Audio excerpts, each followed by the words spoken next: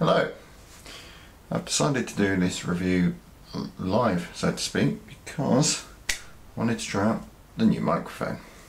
Now, I've been meaning to talk about this particular locomotive for a little while, just not got round to it simply. Well, first off, it's obviously an A3. It is actually 60052 Prince Palatine in its experimental BR Blue. Now this particular loco came from a set which I've actually bought second hand off of another YouTuber. This actually incorporates all of the modern super detailing of the models. I'll just bring that in a bit closer. Now the previous owner actually fitted it with the express head coat, which I opted to leave on. These actually reflect late at night when you actually shine light into them, so they do actually look quite good when it's actually going through. Now I'll just put that up close to have a look at the cab detail. Now what is interesting about Prince Palatine is that even in the 50s she actually was right hand drive, which has been correctly modelled here. As you can see, quite good cab detail in there, dials and everything which are all visible. Bit of dust because it's been sitting on a shelf for a little while. If I just rotate that around, you can see that the livery is actually quite sharply applied really. BR Blue actually is a particularly striking colour. More dust. And of course the valve gear. Hornby's new super detailing. I'll say new, it's been around for a few years now, but anything but the railroad range will have the much finer motion.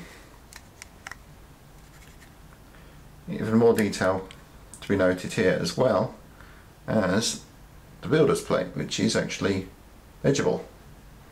I can't quite read that here, but I think it's Doncaster.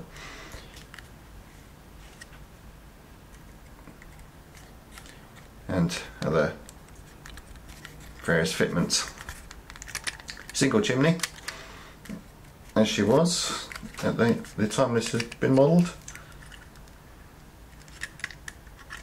Back to the cab there. Same sort of deal the other side really. Same livery. Only difference being is that the other side doesn't have all of these oiling points.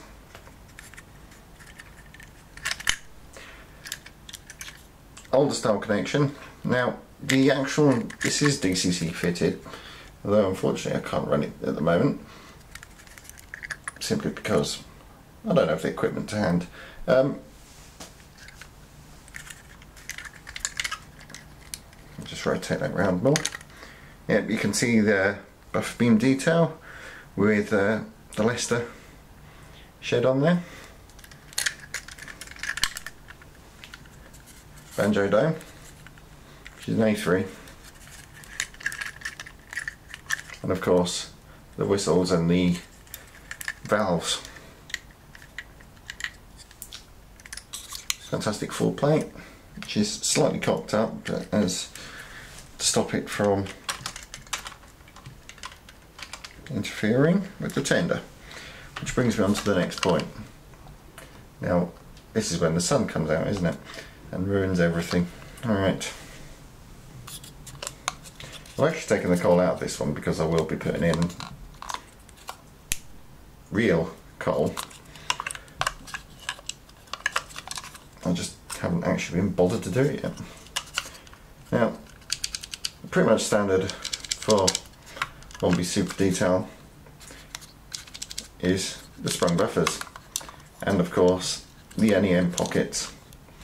Now this is the earlier Great Northern style tender. I think Prince Palatine did actually get a larger tender later in her career, but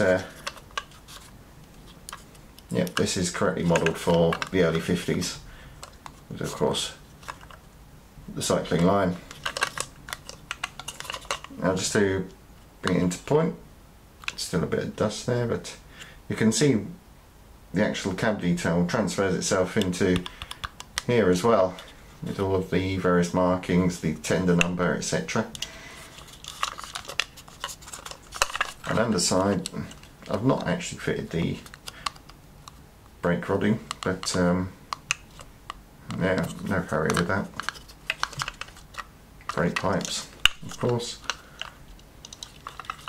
And again, fantastic lining. The BR Blue, especially when you see it on Tornado nowadays, it's really quite striking. It's quite unique, really. It certainly makes a change from all of the Brunswick green engines out there, which I don't dislike. Oh, bloody hell, dusty as anything. Right.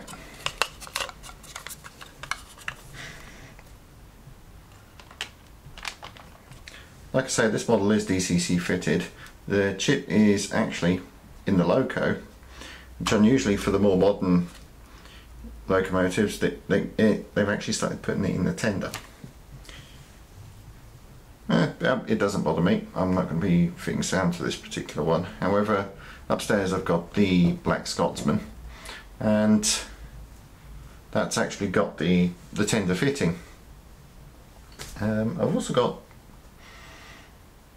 Commonwealth of Australia as well. That's got the same tender fitting with the very loose, shall I say, connecting wires between the tender and the locomotive. I'll just bring this one up into point. All there is in the tender is some pickups. The locomotive is actually entirely independent of the tender in that respect. She will actually run on her own. It's not connected, but it doesn't matter. So yeah, there we have it. Prince Palatine. Thank you.